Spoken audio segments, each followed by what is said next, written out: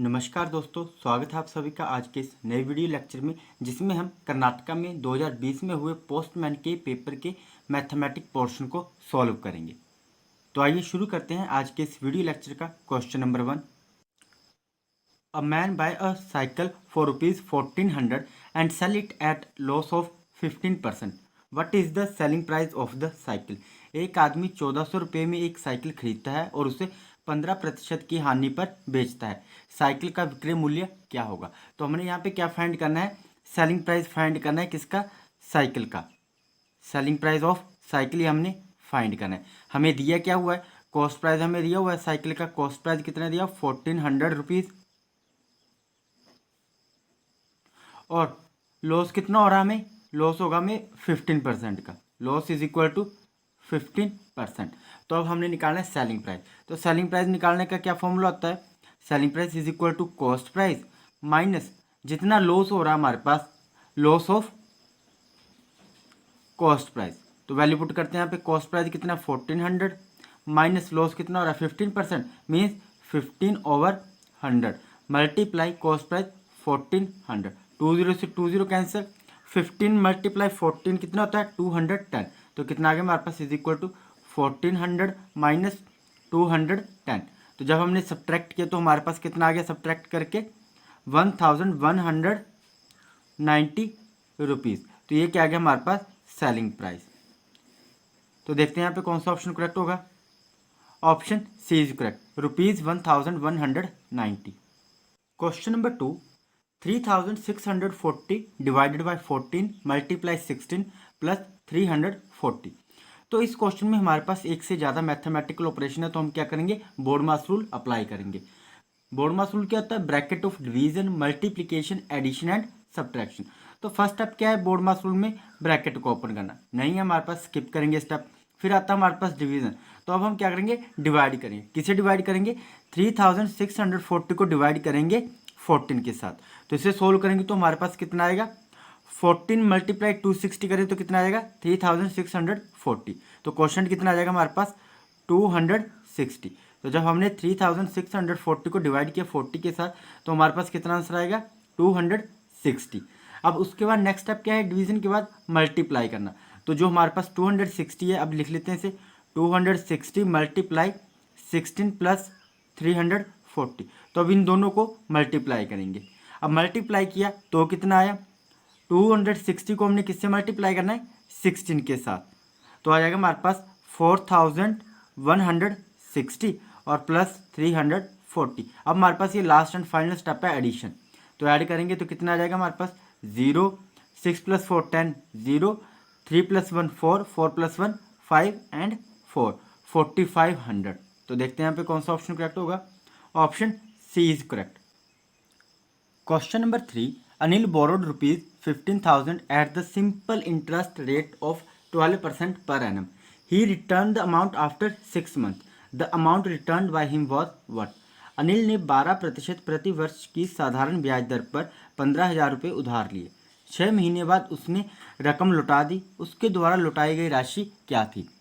अब हमने क्या करना, अमाउंट फाइंड करना है कि कितना अमाउंट उसने उसे रिटर्न किया आफ्टर 6 मंथ। तो देख लेते हैं यहाँ पे हमारे पास क्या गिवन दिया, हमें प्रिंसिपल दिया हुआ है।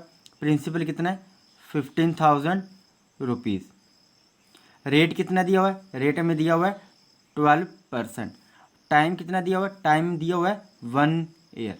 हमने क्या फाइंड करना है, पहले सिंपल इंटरेस्ट निकाल लेते हैं 1 साल के लिए। तो सिंपल इंटरेस्ट निकालने का क्या फॉर्मूला होता है, principal multiply rate multiply time over 100। Value put करते हैं यहाँ पे, प्रिंसिपल कितना हमारे पास 15,000 रुपीज़, मल्टीप्लाई रेट कितना है 12%, तो 12/100, मल्टीप्लाई टाइम कितना है 1, तो 20 से 20 कैंसिल आउट होगी। अब 150 को मल्टीप्लाई करेंगे 12 के साथ तो कितना आ जाएगा, इज इक्वल टू 12 × 0 0, 12 6 12 5 60, 0 6, 12 1 12 प्लस 6 18। तो ये क्या आ गया हमारे पास, सिंपल इंटरेस्ट कितना आ गया 1800 रुपीज़। अब क्या बोला हुआ है कि अमाउंट रिटर्न आफ्टर 6 मंथ, क्या आएगा अब हमारे पास, अमाउंट रिटर्न आफ्टर 6 मंथ। तो कितना अमाउंट उसने रिटर्न किया 6 महीने के बाद। तो उससे पहले हमें इंटरेस्ट पता होना चाहिए फॉर 6 मंथ, वो निकाल लेते हैं। ये हमारे पास जो सिंपल इंटरेस्ट आया वो कितना आया 1 ईयर का। तो इंटरेस्ट फॉर 6 मंथ, 6 मंथ को हम किस में चेंज करेंगे ईयर में, तो कितना आ जाएगा हमारे पास 1/2 ईयर, हाफ ईयर 1/2 ईयर। अब निकाल लेते हैं, 1 साल का कितना इंटरेस्ट है 1800 रुपीज़, और 6 मंथ का कितना आ जाएगा हाफ ईयर का, तो डिवाइड करेंगे 2 से, 2 1 2, 2 9 18 इज इक्वल टू 900 रुपीज़। ये इंटरेस्ट आ गया 6 मंथ के लिए। तो अब कितना अमाउंट उसने रिटर्न किया 6 मंथ के बाद वो हम निकाल लेते हैं। Amount return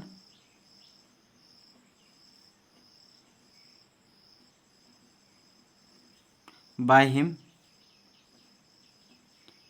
is equal to, उसने कितने रुपए बोरोड किए थे 15,000 रुपीज़, प्लस करेंगे हम क्या सिंपल इंटरेस्ट फॉर 6 मंथ के लिए, तो वो कितना आ गया हमारे पास 900 रुपीज़। तो ऐड किया तो कितना आ गया हमारे पास 15,900 रुपीज़। तो इतने रुपए उसने, ये हमारे पास क्या आ गया अमाउंट, और 15,900 रुपये उसने 6 महीने बाद उसे वापस लौटाए। अमाउंट निकालने का फॉर्मूला क्या होता है basically, amount is equal to principal plus simple interest. तो ये अमाउंट हमने निकालना है, हमें प्रिंसिपल दिया हुआ था और हमने सिंपल इंटरेस्ट निकाल लिया। तो देखते हैं यहाँ पे कौन सा ऑप्शन करेक्ट होगा। Option C is correct. Question number 4, what will be the 80% of a number whose 200% is 90। उस संख्या का 80% क्या होगा जिसका 200% 90 है। तो मान लेते हैं let number be is equal to x. अब क्या बोला हुआ है यहाँ पे, what will be 80% of a number whose 200% is 90, means उस नंबर का 200% किसके इक्वल आ रहा है 90 के इक्वल। तो लिख लेते हैं 200% ऑफ नंबर क्या लिया हमने एक्स इज इक्वल टू किसके इक्वल आ रहा है 90 के इक्वल। तो यहाँ से हम एक्स की वैल्यू निकाल लेते हैं। तो क्या आ जाएगा 200 ओवर 100%, को रिमूव किया तो 1/100, और ऑफ का मतलब होता है मल्टीप्लाई इज इक्वल टू 90। तो 100 1 द 100, 100 2 द 200, कितना आ गया हमारे पास is implies that 2x is equal to 90। तो यहाँ से हम x की वैल्यू निकाल लेते हैं। x कितना रहेगा, x is equal to 90 over 2, 2 1 the 2, 245 is the 90। तो x कितना आ गया हमारे पास, x इज इक्वल टू 45। अब बोला हुआ है कि फिर से what will be 80% of a number whose 200% is 90। उस जो 200% 90 के इक्वल आ रहा है वो नंबर हमने निकाल लिया, वो कितना है 45, और बोला उसी का ही हमने 80% निकालना है। तो निकाल लेते हैं 80% ऑफ 45, ये क्या आएगा ये हमने फाइंड करना है। तो इक्वल टू 80 ओवर 100 मल्टीप्लाई 45, 0 से 0, 5 से 5 2 द 10, 5 9 द 45, 2 1 द 2, 2 4 द 8। तो कितना आ गया हमारे पास 9 4 द 36। तो वो नंबर क्या होगा 36। तो देखते हैं यहाँ पे कौन सा ऑप्शन करेक्ट होगा। Option A is correct. Question number 5, if 6 men can do a piece of work in 20 days and 1 man can do the work of 2 boys, then in how many days can 10 men and 4 boy do the same work. तो क्या बोला वो यहाँ पे कि 6 man एक काम को ख़त्म कर रहे हैं 20 दिनों में। तो निकाल लेते हैं क्या दिया हुआ हमें, 6 मैन एक वर्क को कितने दिनों में ख़त्म कर रहे हैं 20 डेज में। तो एक मैन कितने दिनों में ख़त्म करेगा, 1 मैन वर्क कितना आ जाएगा is equal to 20 × 6 is equal to 120 days. तो एक मैन उस काम को कितने दिनों में ख़त्म करेगा 120 दिन में। अब दूसरा केस क्या बोला हुआ है कि एक मैन जो है ना 1 मैन किसके इक्वल है 2 बॉयज़ के इक्वल, मीन्स एक मैन उतना काम करेगा जितना 2 बॉय मिलके काम करेंगे। तो हमसे क्या पूछा है, how many days can 10 man and 4 boy. अब 10 मैन है, 10 मैन प्लस 4 बॉयज़ किसके इक्वल आ जाएंगे 2 मैन के इक्वल, क्योंकि एक मैन जो है वो किसके इक्वल है 2 बॉयज़ के इक्वल। एक मैन 2 बॉय जितना काम करता है, तो 4 बॉयज़ है, तो 2 मैन कितने बॉयज़ जितना काम करेंगे 4 जितना। तो कितना आ गया 10 + 2 इज इक्वल टू 12 मैन। अब हमारे पास मैन कितने हो गए 12। अब 6 मैन 20 दिन में काम खत्म कर रहे थे और 1 मैन 120 दिन में, तो 12 मैन कितने दिनों में काम को खत्म करेंगे? तो क्या आ जाएगा 120/12, 12 आगे और 12×10 इज इक्वल टू 10 डेज। तो 12 मैन कितने दिनों में काम को खत्म करेंगे? 10 डेज में। तो देखते हैं यहाँ पे कौन सा ऑप्शन करेक्ट होगा। Option A is correct. हम ऐसा बोल सकते हैं कि 12 मैन ने काम खत्म किया, या फिर 10 मैन एंड 4 बॉयज का वर्क इतना आ गया 10 days. Question number 6, find the average of all prime number between 30 and 50। 30 और 50 के बीच सभी अभाज्य संख्याओं का औसत ज्ञात कीजिए। प्राइम नंबर क्या होते हैं? जो खुद अपने ही टेबल में आते हैं और किसी भी नंबर से वो डिवाइड नहीं होते। तो 30 और 50 के बीच के लिखने हैं, 30 और 50 को हमने काउंट नहीं करना। तो क्या क्या आ जाएंगे, लिख लेते हैं यहाँ पे। प्राइम नंबर बिटवीन 30 एंड 50 क्या आ जाएंगे? 31, 31 के बाद क्या आ जाएगा? 37 एंड फिर 41, 43 एंड 47।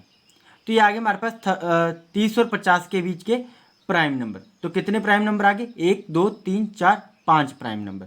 हमने क्या निकालना है? इनका एवरेज निकालना है। तो एवरेज निकालने का क्या फॉर्मूला होता है? Average is equal to sum of all prime number divide by total number of observation. तो इन प्राइम नंबर का सम निकाल लेंगे हम। 31 plus 37 plus 41 plus 43 plus 47 in divided by total number of observation. तो टोटल नंबर ऑफ ऑब्जर्वेशन कितनी होंगी? जितनी बार वो प्राइम नंबर आएंगे। तो ऑब्जर्वेशन कितनी आ जाएंगी? 5 इज इक्वल टू, अब इन ऐड किया तो क्या आ जाएगा हमारे पास? 199 डिवाइड बाय 5। तो कैंसिल आउट किया तो हमारे पास कितना आ गया? 39.8। तो एवरेज कितना आ गया? 30 और 50 के बीच में जो प्राइम नंबर है उनका एवरेज आ गया 39.8। तो देखते हैं यहाँ पे कौन सा ऑप्शन करेक्ट होगा। Option D is correct. Question number 7, an alloy contain 27% copper and the rest is zinc. What weight of zinc metal is present in 25 kg of that alloy? एक मिश्र धातु में 27% तांबा होता है और शेष जस्ता है। उस मिश्र धातु का जो वेट है वो कितना दिया हुआ है? 25 किलोग्राम। तो उसमें हमने क्या फाइंड करना है कि जो जिंक है उसका वेट कितना है। तो हमें गिवन क्या दिया हुआ है? जो कॉपर है वो कितना है? 27%। और रेस्ट ऑफ क्या है? जिंक। तो जिंक कितना आ जाएगा? निकाल लेते हैं हम। तो जो डाटा हमें गिवन दिया हुआ वो लिख लेंगे हम। सबसे पहले क्या दिया हमें? कॉपर दिया हुआ 27% और जिंक हमने फाइंड करना है। तो जिंक कितना आ गया? 100 माइनस 27% इज इक्वल टू 73%। और टोटल वेट कितना है एलॉय का? 25 kg। हमने किसका वेट फाइंड करना है? जिंक का। तो निकाल लेते हैं। Weight of zinc is equal to, total weight कितना है एलॉय का? 25 मल्टीप्लाई 73%, 73/100। तो 25 फॉर द 100। तो 73 divided by 4 is equal to 18.25 kg। तो ये क्या आ गया? वेट ऑफ जिंक कितना आ गया? 18.25 kg। तो देखते हैं यहाँ पे कौन सा ऑप्शन करेक्ट होगा। Option C is correct. Question number 8, if X travel to school from his home at the speed of 3 km/h, then he reach school 5 minutes late. At the speed of 4 km/h, he reached school 5 minutes early. Find the distance between his school and home. तो इस प्रकार के question जब आते हैं तो हमारे पास एक डायरेक्ट फॉर्मूला होता है डिस्टेंस निकालने का। तो distance is equal to S1 multiply S2 over S2 minus S1 multiply change in time, change in time. तो S1 S2 क्या हमारे पास? स्पीड। पहले हम स्पीड को मल्टीप्लाई करेंगे, फिर डिवाइड करेंगे, स्पीड को सब्ट्रैक्ट करेंगे और मल्टीप्लाई चेंज इन टाइम। तो यहाँ स्पीड 1 कितनी दी है? S1 is equal to 3 km/h। Speed 2 कितनी है? Is equal to 4 km/h। और क्या बताया उनमें? टाइम बताया हुआ है ना, चेंज इन टाइम। तो चेंज इन टाइम क्या आ जाएगा? Change in time is equal to, जब वो 3 km/h की स्पीड से जा रहा है तो वो 5 मिनट लेट पहुंच रहा है, प्लस जब वो 4 किलोमीटर स्पीड पर आर की स्पीड से जा रहा है तो वो 5 मिनट पहले पहुंच रहा है, तो चेंज इन टाइम कितना आ गया 10 मिनट। अब हमारे पास जो यूनिट है स्पीड के वो किलोमीटर पर आर में आ रहे हैं, तो हम 10 मिनट को आर में चेंज कर लेंगे तो क्या आ जाएगा 10 divided by 60, 10 1 10, 10 6 60 is equal to 1/6 hour. अब वैल्यू पुट करेंगे हम यहाँ फॉर्मूले में, distance is equal to speed 1 कितनी है 3 किलोमीटर पर आर मल्टीप्लाई स्पीड 2 कितनी है 4 किलोमीटर पर आर ओवर स्पीड 2 कितनी है 4 minus speed 1 3 multiply change in time कितना आ गया 1/6 आर। तो कैंसिल आउट करेंगे यहाँ पे क्या आ जाएगा हमारे पास 3 4 12 ओवर 1 मल्टीप्लाई 1/6, 6 1 6, 6 2 12। तो डिस्टेंस कितना आ गया हमारे पास, distance is equal to 2 kilometre. तो देखते हैं यहाँ पे कौन सा ऑप्शन करेक्ट होगा, option A is correct 2 kilometre. Question number 9, I lost 20% by selling a watch for ₹264। Shall I gain और लूज सेलिंग इट फॉर ₹396। एक घड़ी को ₹264 में बेचने पर मुझे 20% की हानि हुई, क्या मुझे इसे ₹396 में बेचने पर लाभ अथवा हानि होगी, ये हमने फाइंड करना है। तो क्या बताया हो हमें इस क्वेश्चन में, जो डाटा दिया वो हम लिख लेंगे। बोला हुआ कि 20% by selling a watch for ₹264, means selling price कितना है 264 और लॉस कितना हो रहा है 20% का। हमने फाइंड क्या करना है, कॉस्ट प्राइस फाइंड करना है। तो कॉस्ट प्राइस निकालने का क्या फॉर्मूला होता है, cost price is equal to 100/100 minus loss percent multiply selling price is equal to value put करते हैं 100/100 माइनस लॉस कितना है 20%, तो 100 माइनस 20 कितने हो गए 80 मल्टीप्लाई 264। 0 से 0 कैंसिल, 8 से 8 1 8, 8 3 24, 8 3 24 is equal to 33 multiply 10 is equal to 330 रुपीज़। ये आ गया मेरे पास कॉस्ट प्राइस जब हमने 20% लॉस पे बेचा। अब बोला कि मैं अगर इसे 396 रुपये में बेचूं तो मुझे लाभ होगा या हानि होगी, हम फाइंड करना है। तो देखो अब कॉस्ट प्राइस कितना आ गया हमारे पास इज इक्वल टू 330 रुपीज़ और सेलिंग प्राइस भी हमें दिया हुआ है, सेलिंग प्राइस कितना दिया हुआ है 396 रुपीज़। हमने फाइंड क्या करना है, प्रॉफिट परसेंट हमने फाइंड करना है। तो देखो सेलिंग प्राइस ग्रेटर है as comparison to cost price, तो प्रॉफिट निकालने का क्या फॉर्मूला होता है, profit is equal to selling price minus cost price is equal to 396 minus 330 rupees is equal to कितना आ गया हमारे पास प्रॉफिट 66 रुपीज़। हमने क्या निकाल लेना, profit percent is equal to क्या फॉर्मूला था प्रॉफिट परसेंट का, प्रॉफिट ओवर कॉस्ट प्राइस। तो प्रॉफिट कितना हुआ 66 rupees divided by cost price कितना है हमारे पास 330 रुपीज़ मल्टीप्लाई 100। तो 0 से 0 कैंसिल, 33 1 33, 33 2 66, तो is equal to 2 multiply 10 is equal to 20%। तो प्रॉफिट कितना आ गया हमारे पास 20%। तो देखते हैं यहाँ पे कौन सा ऑप्शन करेक्ट होगा, option A is correct, gain percent is equal to 20%। Gain और प्रॉफिट दोनों एक ही बात होती है। Question number 10, if 16% of 40% of a number is 8, find out the number. तो मान लेते हैं let number be is equal to X, let number be is equal to x. अब क्या बोलो है 16% ऑफ किसका 40% ऑफ अ नंबर जो हमने माना हुआ है मल्टी ऑफ एक्स, वो किसके इक्वल आ रहा है सोल्व करके 8 के इक्वल। तो हम इसे सोल्व कर लेते हैं 16/100 मल्टीप्लाई 40/100 मल्टीप्लाई एक्स, 0 से 0 कैंसिल, 2 से 4 1 4, 4 25 100।